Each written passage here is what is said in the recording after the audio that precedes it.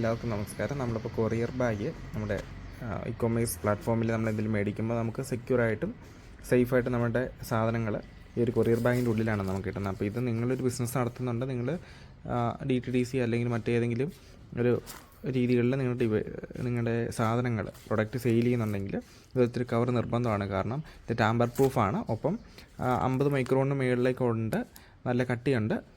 നമുക്ക് സേഫായിട്ടും അതുപോലെ നമുക്ക് ഈസി ആയിട്ട് നമുക്ക് പാക്ക് ചെയ്ത് ഈ സാധനം അയക്കാൻ പറ്റും നമ്മുടെ പ്രൊഡക്റ്റുകൾ.